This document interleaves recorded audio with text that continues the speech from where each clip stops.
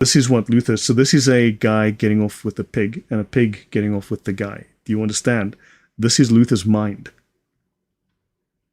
Right? For instance, Luther wrote the book On the Jews and Their Lies. And every anti-Jewish book printed in Hitler's Third Reich contained references to and quotations from Luther. Why? Because Luther slotted in with the Nazis' policies perfectly. Luther gave them incredible ammunition. For instance, Martin Luther writes, "First, set fire to their synagogues or schools and bury and cover with dirt whatever will not burn. This is to be done in the honor of our Lord and of Christendom." So in the honor of Jesus, burn and destroy the possessions of the Jews, so that God might see that we are Christians. So unless you hate Jews, you're not a Christian. Second, I advise that their houses be burned and destroyed.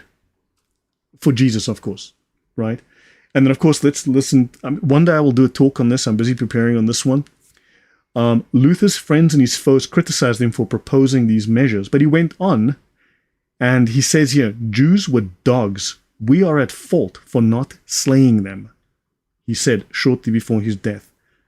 We are at fault, Luther is saying, as Christians, for not killing the Jews. Do you understand? Now the Nazis claim that they are the true Christians. They are going to kill the Jews.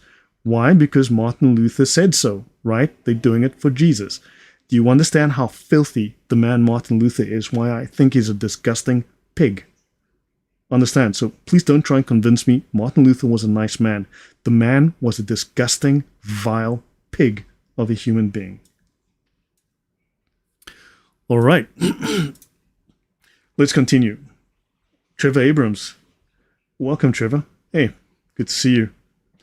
So, yeah. Now, Meister Eckhart's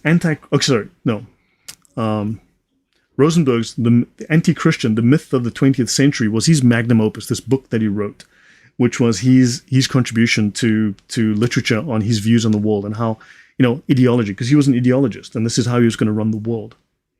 Okay?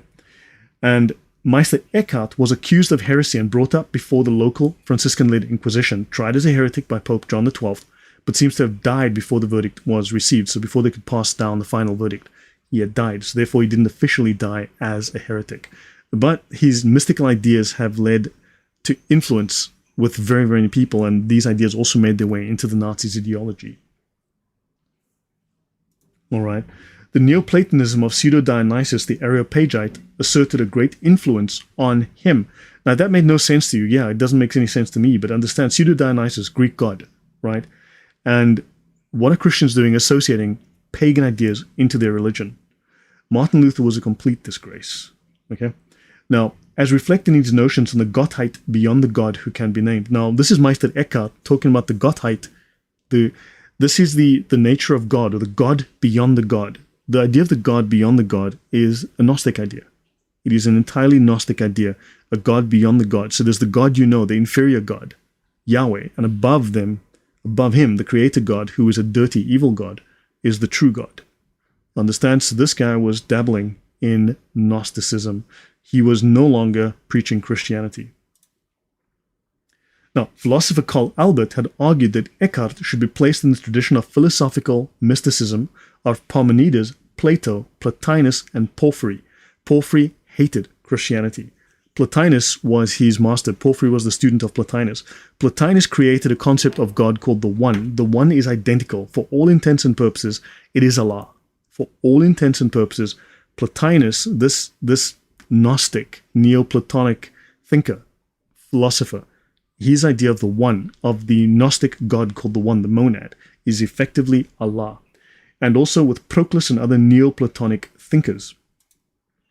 Schopenhauer stated, Buddha, Eckhart, and I all teach essentially the same. Schopenhauer was very anti-Christian. Now, for an anti-Christian philosopher to be claiming that Eckhart teaches the same as Buddha, Buddhism in this sense is effectively Gnostic, and Schopenhauer was anti-Christian, then he's in very bad company for a Christian. Understand? But these ideas made their way into Nazi thinking. So they are taking from heresy. Accordingly, the so-called Old Testament must be abolished once and for all as a book of religion. By this, the unsuccessful attempt of the last 1,500 years to make us spiritually into Jews will be eliminated. This is an attempt for which we are, among other things, had to thank our terrible materialistic Jewish rulers.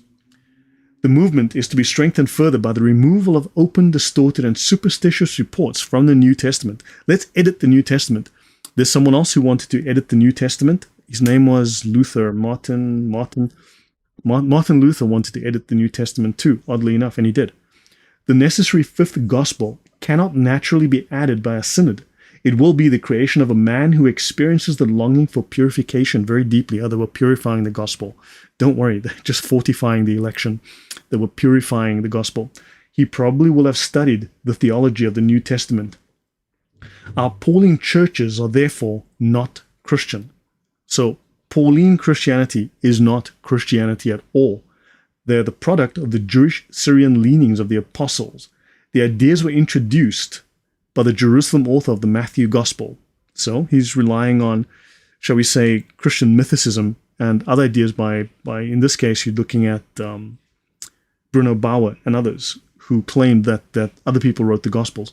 But later, Paul completed the subversion of Christianity independently of Mark.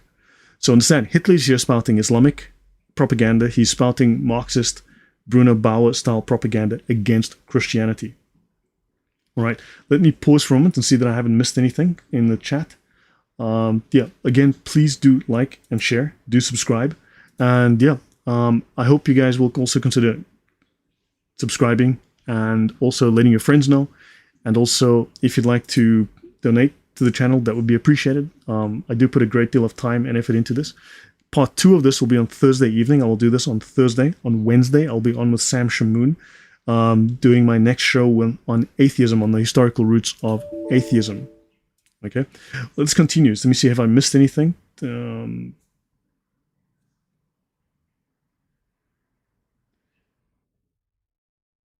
Okay, so yeah. Okay, I don't know if I've missed anything. Tom Yokai. No, who was that said, Stewards Impact Church, you're most welcome, thank you. Okay, let me continue. Right, now do these words sound like these are Christians talking? Right, does this sound like these are Christians talking, like these are true believers talking? Right, so there is no proof for the often made claim that Jesus was a Jew.